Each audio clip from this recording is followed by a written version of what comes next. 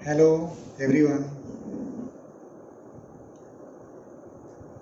एक बार फिर से आप लोगों का स्वागत है। ऐसा इसलिए कहना पड़ रहा है कि बहुत गैप हो गया। आप लोग के लगातार मैसेजेस आ रहे थे, सर अगला वीडियो कब अपलोड होगा। इस बात का मुझे दुख है, बहुत बड़ा गैप आप लोग को झेलना पड़ा, देखना पड़ा। और इस बात की खुशी है कि आप लोग इंतजार कर रहे हैं क्लासेस का। इसका मतलब ये है कि आप लोग मन से पढ़ाई कर रहे हैं, बहुत अच्छी बात है। अब आप लोग का इंतजार खत्म हुआ, फिर से वीडियो शुरू होंगे, हो गए हैं आज। थोड़ा सा बता दूं, आप लोग सोचेंगे आखिर क्यों, क्या वजह थी कि इतने दिनों तक वीडियोस नहीं आ रहे थे, क्लासेस नहीं चल रही थी। तो वजह बहुत गंभीर ये थी कि मुझे गले में प्रॉब्लम हो गया था, बर्निंग का, जल गया था। समस्या अभी भी है, छाले पड़ गए थे मुंह में, बोलने में काफ़ी तकलीफ हो रही थी। तो समस्या अभी भी है लेकिन कुछ कम हुई है। मैंने सोचा चलो प्रयास करते हैं आप लोगों के लिए, देखते हैं क्या कर पा रहे हैं अभी। इन सब बातों को चलिए यहीं रखते हैं और आगे देखते हैं हम लोग पढ़ना क्या है, पढ़ क्या रहे हैं। फिर से मैं एक बात बताऊंगा आप लोगों को कि मैं बार बार कहता था कि आप लोग मन से पढ़ें, सारे वीडियोस को बार बार देखें। अब मुझे विश्वास हो गया है कि आप लोग अच्छे से पढ़ाई कर रहे हैं, खुशी भी है इस बात की। तो अभी हम लोग पढ़ रहे हैं वैद्युत स्थैतिकी। उसमें हम लोगों ने पहला चैप्टर शुरू किया था, वैद्युत आवेश एवं क्षेत्र। उसमें मुझे लगता है कि 6 लेक्चर आई थिंक हिंदी माध्यम में हो गए थे। क्या क्या पढ़े थोड़ा सा रिकॉल कर लेते हैं। वैसे तो आप लोग रिकॉल होगा ही, आप लोग रोज देख रहे हैं वीडियोस को, पढ़ रहे हैं बार बार, फिर भी तो वैद्युत स्थैतिकी जो है स्थिर आवेशों के कारण उत्पन्न होने वाली घटनाओं का अध्ययन है। तो सबसे इंपॉर्टेंट इसमें ये हो जाता है कि हम लोग आवेश के बारे में पढ़ें, क्योंकि आवेश की घटनाओं को तब पढ़ पाएंगे, जान पाएंगे जब हम लोग आवेश के बारे में जानेंगे। तो सबसे पहले हम लोग बात की थी इस चैप्टर में वैद्युत आवेश एवं उनके गुण की। फिर हम लोगों ने बात किया था कि आवेश को, वस्तुओं को आवेशित कैसे करते हैं, आवेशित करने के तरीके क्या क्या हो सकते हैं। फिर हमने बात किया कि आवेश का वितरण किस प्रकार का हो सकता है। फिर एक और टॉपिक पढ़े थे जो सबसे इंपॉर्टेंट था, कूलाम का नियम, कि दो आवेशों के बीच जो बल लगता है उस बल का परिमाण क्या होगा और दिशा क्या होगी, किस फॉर्मूला से उस बल का मान निकालेंगे, इसके बारे में बात किए थे। और उसी को हम लोग आगे बढ़ाए थे, हम लोगों ने बढ़ाया था कि बल एक सदिश राशि है, तो उसको हम सदिश रूप में भी व्यक्त कर सकते हैं। उसका फायदा ये हुआ था कि हम लोग बहुल आवेशों, एक से अधिक, दो से अधिक आवेश हो, 3 4 5 n आवेश हो, तो उन आवेशों के बीच लगने वाले बलों को कैसे निकालेंगे उसके बारे में हमने देखा था। अब हम लोग थोड़ा सा आगे बढ़ते हैं। जैसे चैप्टर आपका है, चैप्टर तक का नाम तो याद होगा, वैद्युत आवेश एवं क्षेत्र। क्षेत्र मतलब क्या, विद्युत क्षेत्र। तो दूसरे सेक्शन में आते हैं। अभी हम आवेश पढ़ लिए, अब हम लोग विद्युत क्षेत्र की बात करेंगे। तो आज हमारा टॉपिक जो होगा विद्युत क्षेत्र एवं विद्युत क्षेत्र की तीव्रता। यहां पर एक नया वर्ड आएगा, तीव्रता। ये तीव्रता क्या होगी, तो विद्युत क्षेत्र क्या होगा।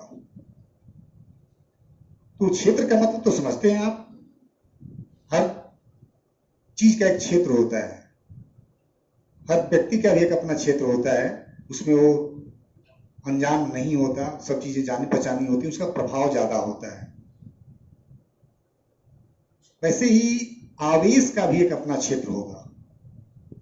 जैसे आप लोग ने देखा था मेरी इनिशियल क्लासेस में कि जब हम प्लास्टिक के कलम को बाल में रगड़े थे तो कागज के टुकड़े के पास यहां से नहीं सट रहा था, जब नजदीक ले गए तो सट गया। क्यों नजदीक जाने पर सटा, मतलब ये हुआ कि पहले जो कागज था इसके क्षेत्र से बाहर था, जैसे ही कागज इसके क्षेत्र में आया, इस आवेश का क्षेत्र ने उसको आकर्षित कर लिया। तो क्षेत्र का मतलब होता है प्रभाव क्षेत्र। आवेश जहां तक दूसरे आवेश पर प्रभाव प्रदर्शित करता है वह क्षेत्र उस आवेश का विद्युत क्षेत्र कहलाता है। जैसे मान लीजिए कोई एक आवेश है,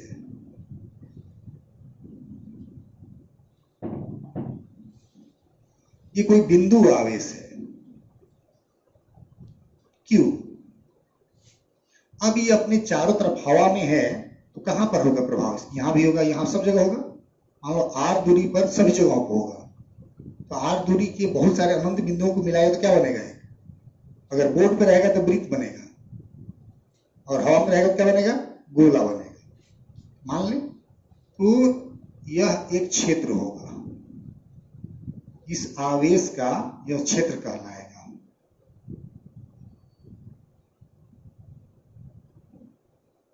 अच्छा नहीं बना, फिर से बनाते हैं।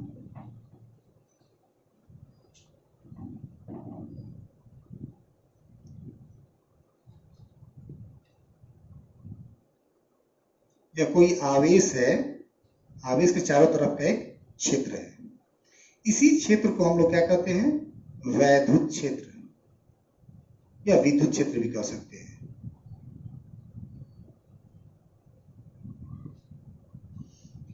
अब ये कैसे पता है कि यहीं तक होगा? ये पता लगाते हैं। पता लगाने के लिए क्या करते हैं? एक दूसरे आवेश को ले जाते हैं। जैसे हमने क्या किया था कि इसका कलम पे विद्युत आवेश उत्पन्न हुआ था, इसका एक क्षेत्र था। जैसे कागज का टुकड़ा यहाँ था, यहाँ सटा रहे थे तो नहीं सट रहा था, मतलब ये कागज का टुकड़ा इसके क्षेत्र के बाहर था। अब हम कागज के टुकड़े को ले जाए नजदीक तो सट गया, मतलब कागज का टुकड़ा क्या हुआ? इसके क्षेत्र में चला गया। तो क्षेत्र पता करने के लिए क्या करेंगे? एक अन्य आवेश को लेंगे, उसको हम लोग कहते हैं परीक्षण आवेश Q0। ये बहुत ही छोटा होना चाहिए। अब जैसे ये कलम है, कलम पे आवेश था, अब इसका क्षेत्र पता करना हो और हाथ पे हम एक ताला रख लें और इसके नजदीक ले जाते, ताले को उठा पाएगा? नहीं। तो वैसे यहां पर बहुत बड़ा आवेश अगर लेंगे, इस आवेश का खुद अपना एक क्षेत्र बन जाएगा, इसका क्षेत्र प्रभावित हो जाएगा, इसका क्षेत्र पता नहीं चल पाएगा। इसलिए परीक्षण, इसको कहते हैं परीक्षण आवेश।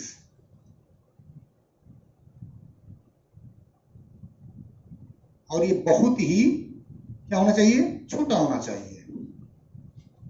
अब इसको कहीं दूर रखे थे, उसको नजदीक ला रहे थे, कोई प्रभाव नहीं था। जैसे नजदीक लाते के प्रभाव, अब यहां पर आए तो प्रभाव होना शुरू हुआ। अब प्रभाव क्या होगा? तो एक आवेश दूसरे आवेश पर क्या प्रभाव डालेगा? या तो आकर्षित करेगा या प्रतिकर्षित करेगा। अब मान लेते हैं कि ये जो हमारा आवेश था ये धन आवेश था, और परीक्षण आवेश को हमेशा हम धनात्मक लेंगे। ठीक है, परीक्षण आवेश हमेशा हम धनात्मक लेंगे और बहुत ही छोटा होगा। ये जो आवेश था हमारा, इसको हमने धनात्मक ले लिया। अब ये धनात्मक आवेश इस परीक्षण आवेश को क्या करेगा? प्रतिकर्षित करेगा। तो जहां से ये प्रतिकर्षण बल महसूस करना शुरू किया, कौन? परीक्षण आवेश, वहां से इसका क्षेत्र शुरू हो गया। अगर यहां से 1 मीटर की दूरी पे है तो यहां भी 1 मीटर दूरी पर होगा, यहां भी चारों तरफ बराबर दूरी पर क्षेत्र इसका शुरू हो गया। यह जो गोला बना, इस आवेश का क्षेत्र कहलाया। ये क्षेत्र किसने उत्पन्न किया? इस आवेश Q ने। इसका नाम देंगे स्रोत आवेश। क्या देंगे नाम इसका? स्रोत आवेश। जो आवेश क्षेत्र उत्पन्न करता है उसको क्या कहते हैं? स्रोत आवेश। ये विद्युत क्षेत्र का अभिप्राय है। विद्युत क्षेत्र का मतलब क्या हुआ? किसी आवेश के चारों तरफ का वह प्रभाव क्षेत्र जहां तक वह दूसरे आवेश को प्रभावित करता हो, आकर्षी या प्रतिकर्षी बल लगाता हो, वह क्षेत्र उस आवेश का विद्युत क्षेत्र कहलाएगा। ठीक है, अब एक टर्म तो हमने डिफाइन कर लिया, विद्युत क्षेत्र। इसमें दूसरा है विद्युत क्षेत्र की तीव्रता। अब तीव्रता का मतलब क्या है, तो थोड़ा समझते हैं तीव्रता को। जैसे ये आवेश है, दो आवेश, अब ये दूरी 1 मीटर है, तो बल लगेगा, मान लो 5 न्यूटन का बल लग रहा है। अब ये नजदीक आएगा तो बल क्या होगा, घटेगा बढ़ेगा, बढ़ेगा। दूरी कम होती है तो बल बढ़ता है। मतलब इसको अब ज्यादा प्रतिरोध करना पड़ रहा है इसके विरुद्ध आने के लिए, मतलब इसका प्रभाव बढ़ रहा है। ऐसे भी आप अपने घर के आसपास आपकी मजबूती ज्यादा होगी, जैसे जैसे अपने घर से दूर जाएंगे या जहां रह रहे हैं वहां से दूर जाएंगे, आपकी एक मजबूती जो है कम महसूस होगी, क्योंकि आपके जानने वाले लोग कम होंगे, मतलब जो भी हो। तो आवेश से जैसे जैसे हम दूर जाएंगे उसका प्रभाव भी घटता जाएगा। तो किसी बिंदु पर, मान लीजिए एक बिंदु है ए, हम ओ पर चार्ज रखे थे, कोई बिंदु ए है, यहां पर इसका प्रभाव कितना है। तो क्या करेंगे कि इस बिंदु पर जहां पर प्रभाव निकालना हो वहां पर हम क्या करेंगे, धन परीक्षण आवेश रखेंगे। तो ये परीक्षण स्रोत आवेश इस परीक्षण आवेश पर बल लगाएगा, बल लगाएगा। अब ये बल किस पर लग रहा है, इस परीक्षण आवेश पर। तो मान लो परीक्षण आवेश पर बल लग रहा है, तो इकाई पर कितना बल लगेगा। जैसे मान लो परीक्षण आवेश का कुछ मान है, तो उसके इकाई मान पर कितना लगेगा। तो मान लो कि जैसे ये बोर्ड की लंबाई 10 मीटर है या 1 मीटर है और द्रव्यमान 10 केजी है, तो आधे मीटर द्रव्यमान कितना होगा, उसे भाग दे देंगे। तो यहाँ पर इकाई आवेश पर, इकाई परीक्षण आवेश पर जो बल लगेगा उसी बल को हम लोग तीव्रता कहेंगे। फिर से, किसी आवेश के विद्युत क्षेत्र में किसी बिंदु पर विद्युत क्षेत्र की तीव्रता उस बिंदु पर रखे गए इकाई परीक्षण आवेश पर लगने वाले बल के बराबर होती है। ठीक है, इसको हम लोग कैसे लिखते हैं, ई से। फिर समझिए, ये स्रोत आवेश इस परीक्षण आवेश पर बल लगाएगा, कितना बल लगाएगा, एफ। किस पर लगा रहा है, क्यू नॉट पर। तो इकाई पर कितना लगाएगा, क्यू नॉट से भाग दे देंगे। तो जो इकाई आवेश पर बल लग रहा है वही उस बिंदु की क्या कहलाएगी, तीव्रता कहलाएगी। तो हमारे पास 2 पॉइंट मिल गया, एक क्या, विद्युत क्षेत्र, और दूसरा विद्युत क्षेत्र की तीव्रता। हालांकि सामान्यतः विद्युत क्षेत्र की तीव्रता जो है, इसी को विद्युत क्षेत्र हम लोग समझते हैं, लेकिन दोनों चीजें क्या है, अलग अलग है। विद्युत क्षेत्र और विद्युत क्षेत्र की तीव्रता, क्षेत्र बस ऐसे ही डिफाइन करेंगे, उसके लिए कोई एक्सप्रेशन नहीं होगा, कोई डिनोट करने के लिए हमारे पास कोई ये वर्ड्स नहीं हो, मतलब उसका कोई एक्सप्रेशन नहीं होगा। एक्सप्रेशन किसका होगा, तीव्रता का, उसके प्रभाव कितना है। जैसे हमने वहां देखा था कि 2 आवेश आकर्षी या प्रतिकर्षी बल लगाते हैं, लेकिन कूलाम ने बताया था कि कितना बल लगाते हैं।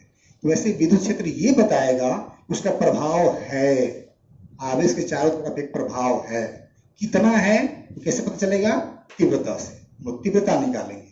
तो आगे जो भी क्लासेज होंगे इस चैप्टर में हम लोग को यही पढ़ना है कि तीव्रता कितनी होगी, विद्युत क्षेत्र की तीव्रता कितनी होगी। तो क्षेत्र किसका होगा, आवेश का होगा। अभी तक हमारे पास जो आवेश हैं, जो अभी तक हमने पढ़ा है, आवेश किस रूप में है, बिंदु रूप में है। हालांकि फिर हम लोग वितरण भी पढ़े थे कि आवेश धागे पर फैल सकता है, मतलब लंबाई पर, बोर्ड पर हो सकता है, मतलब क्षेत्रफल पर, पूरे घर में हो सकता है, मतलब आयतन में। तो इन बिंदु आवेशों या बिंदु आवेशों का समूह हो या आवेश का वितरण हो, उसके कारण हम किसी अन्य बिंदु पर कैसे तीव्रता निकालेंगे। तो अगले क्लासेज जो होंगे हमारे यही होंगे, हम तीव्रता कैसे प्राप्त करेंगे। ठीक है, लेकिन यहाँ तक इतना पढ़ लेते हैं। क्या पढ़ लेते हैं, तो विद्युत क्षेत्र क्या है और विद्युत क्षेत्र की तीव्रता क्या है। तो क्षेत्र समझ में आया, क्या समझ में आया, किसी आवेश के चारों तरफ का वह प्रभाव क्षेत्र जहां तक वह आवेश किसी दूसरे आवेश पर आकर्षी या प्रतिकर्षी बल आरोपित करता है, क्या कहलाता है, उस आवेश का विद्युत क्षेत्र कहलाता है। ठीक है, जो आवेश क्षेत्र उत्पन्न करेगा वह क्या कहलाएगा? स्रोत आवेश कहलाएगा, सोर्स चार्ज। क्या कहलाएगा? Source charge. और जिस आवेश से उसके क्षेत्र का पता करेंगे उसको क्या कहेंगे? परीक्षण आवेश। अब परीक्षण आवेश की खूबी है, खूबी क्या है? तो बहुत ही छोटा होगा, और बहुत ही छोटा होगा। और एक चीज और लेंगे, हमेशा उसको क्या लेंगे हम? धनात्मक। स्रोत आवेश धनात्मक भी हो सकता है, ऋणात्मक भी हो सकता है, लेकिन परीक्षण आवेश क्या लेंगे? हमेशा हम धनात्मक लेंगे। ठीक है, चलिए तो इतना लिख लेते हैं। सबसे पहले डिफाइन करते हैं क्या? विद्युत क्षेत्र को।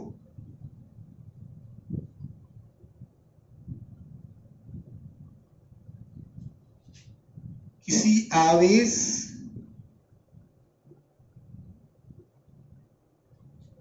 के चारों तरफ का वह प्रभाव क्षेत्र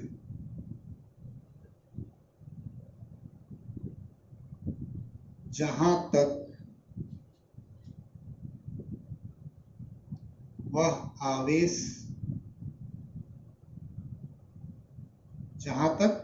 आवेश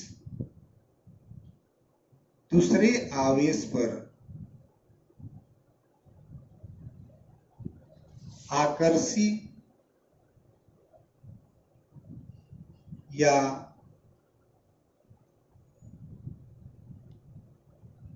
प्रतिकर्षी बल आरोपित करता है,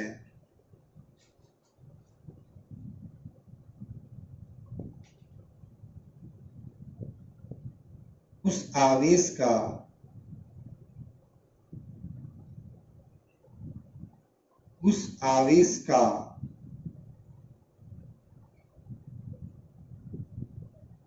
विद्युत क्षेत्र कहलाता है। उस आवेश का विद्युत क्षेत्र कहलाता है। ठीक है, तो सवाल इसे बारे में लेते हैं। जो आवेश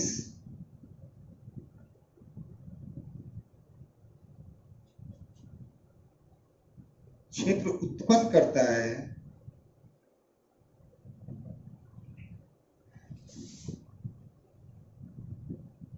उसे स्रोत आवेश एवं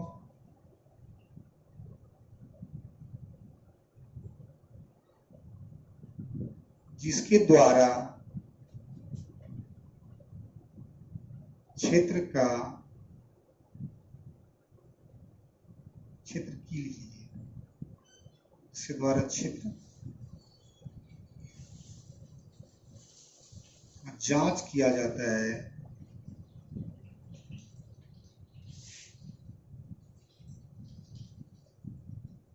परीक्षण आवेश कहलाता है।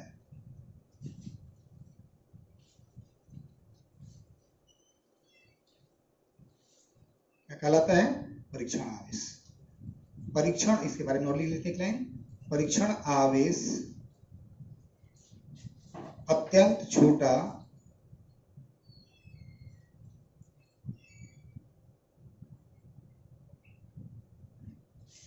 एवं धनात्मक लिया जाता है। ठीक है, परीक्षण आवेश जो है क्या होना चाहिए? बहुत ही छोटा होना चाहिए, और कैसा होना चाहिए? धनात्मक होना चाहिए। ये हमारा बस यहीं तक आपको ध्यान रखना है। ये किसी आवेश के चारों तरफ का वह प्रभाव क्षेत्र जहां तक वह दूसरे आवेश पर आकर्षी या प्रतिकर्षी बल आरोपित करता है, उस आवेश का विद्युत क्षेत्र कहलाता है। अब एक और बात कि कहां तक होगा क्षेत्र किसी आवेश का?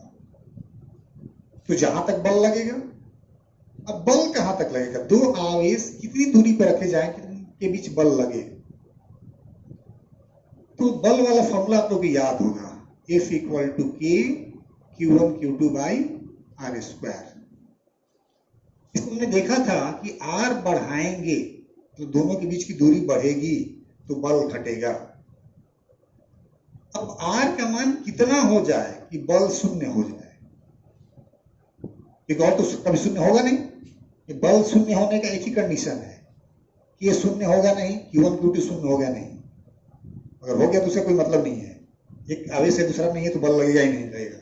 ये कभी शून्य नहीं होगा, ये कभी शून्य नहीं होगा। इस पर निर्भर करेगा आर पर। आर का मान क्या हो ये बल शून्य हो जाए। तो आप पढ़े हैं, जानते हैं, किसी संख्या में जब हम अनंत से भाग देते हैं तो उसका मान क्या आता है? शून्य आता है। मतलब ये हुआ कि कोई आवेश, किसी आवेश का विद्युत क्षेत्र कहां तक होगा? अनंत तक होगा। अलग बात है कि प्रभाव कुछ निश्चित दूरी तक ही पता चलेगा, बट जो थ्योरेटिकली है वो क्या होगा? अनंत तक होगा। ठीक है, हम लोग देखेंगे कि प्रभाव कहां तक होगा? अनंत तक होगा। लेकिन हमने एक क्षेत्र बनाया है। अब आगे हम लोग बात करेंगे विद्युत क्षेत्र की तीव्रता क्या है। ठीक है, चलिए अगला टॉपिक देखते हैं।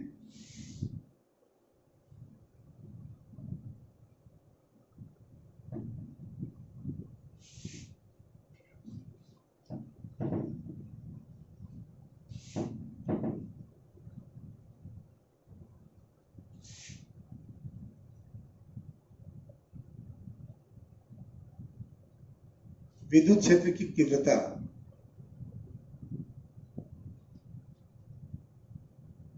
इसको इंग्लिश में कहते हैं इलेक्ट्रिक फील्ड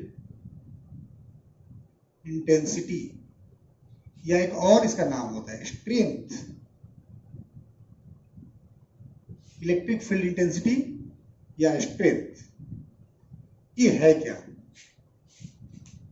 तो अभी हमने बताया किसी आवेश के विद्युत क्षेत्र में किसी बिंदु पर रखे गए इकाई धन परीक्षण आवेश पर लगने वाले बल को उस बिंदु की विद्युत तीव्रता कहते हैं।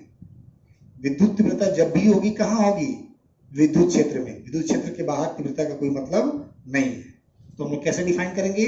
किसी आवेश के विद्युत क्षेत्र, आवेश या आवेशों का समूह भी हो सकता है, आवेश वितरण भी हो सकता है, तो किसी प्रकार का आवेश हो, किसी आवेश के विद्युत क्षेत्र में किसी बिंदु पर रखे गए इकाई धन परीक्षण आवेश पर लगने वाले बल को उस बिंदु का विद्युत तीव्रता कहते हैं।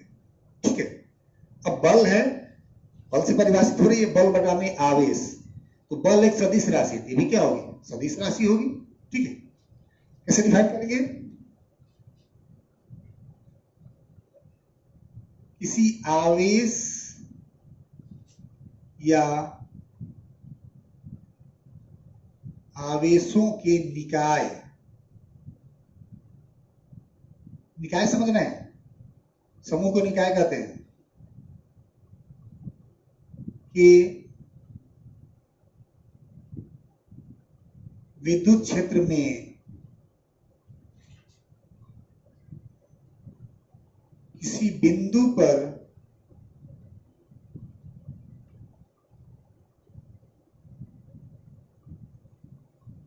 रखे गए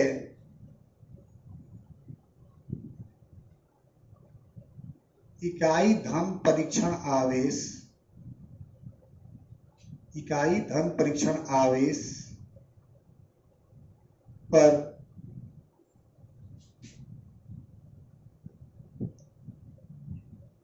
लगने वाले बल को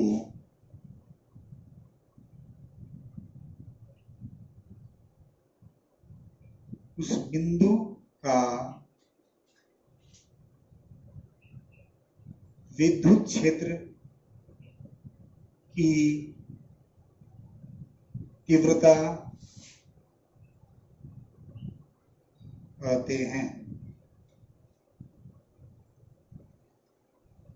ठीक है, तो कैसे निकालेंगे?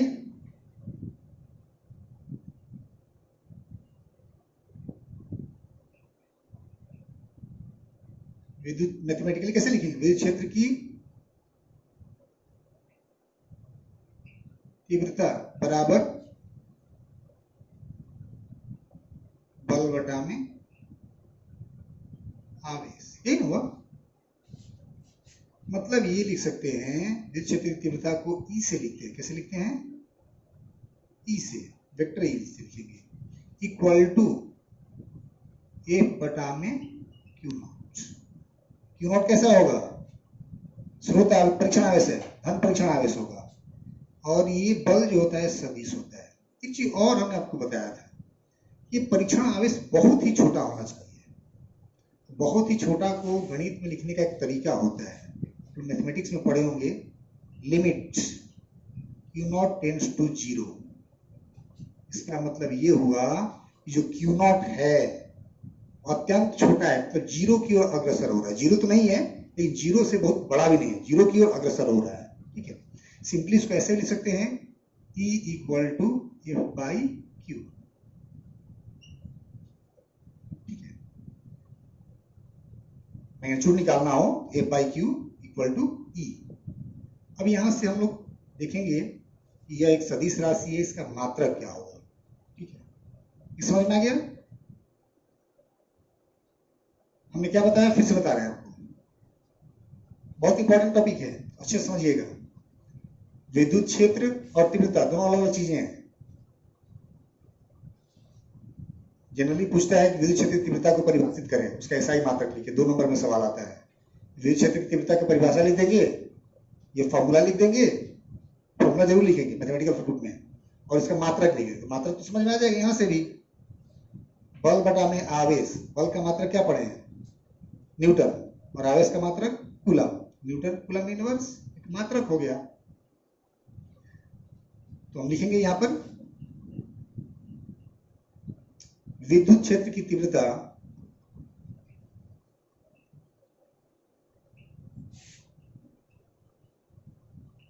एक सदिश राशि है। कौन राशि है? आवेश कौन राशि है?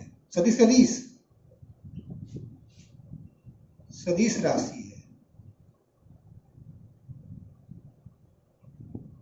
इसका एसआई मात्रक क्या होगा? बल बटा में आवेश, न्यूटन बटा में कूलम, न्यूटन पर कूलम, या लिख सकते हैं न्यूटन कूलम इनवर्स। एवं विमीय सूत्र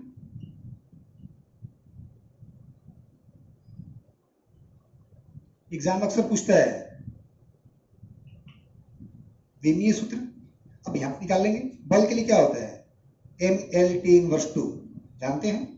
आवेश का क्या होता है? at। क्योंकि जो भी नया टर्म मिल रहा है उसको याद नहीं, रटना नहीं है, आप पीछे वाले का उपयोग करेंगे, आपको नया आगे वाला का मिल जाएगा।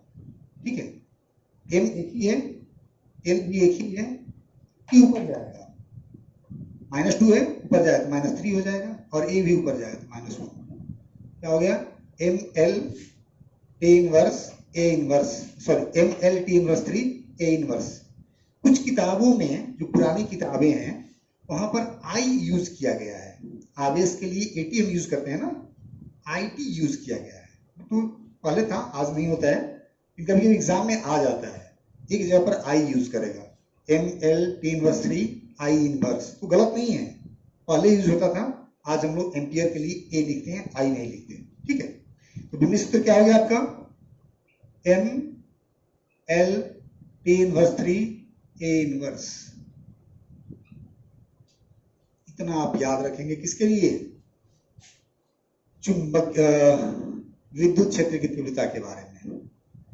तो आज अब इसको ज्यादा आगे नहीं बढ़ाएंगे, थोड़ी सी प्रॉब्लम हो रही है, बोलने में दिक्कत हो रही है, काफी अंदर से जल गया था, पूरा गले में अभी भी छाले पड़े हुए हैं, तो थोड़ा सा अभी रेस्ट ही देना है। डॉक्टर ने मना किया बोलने से, बोलने पर और ज्यादा स्ट्रेच आ रहा है तो रैप्चर हो जा रहा है, जो नया टिश्यू बन रहा है।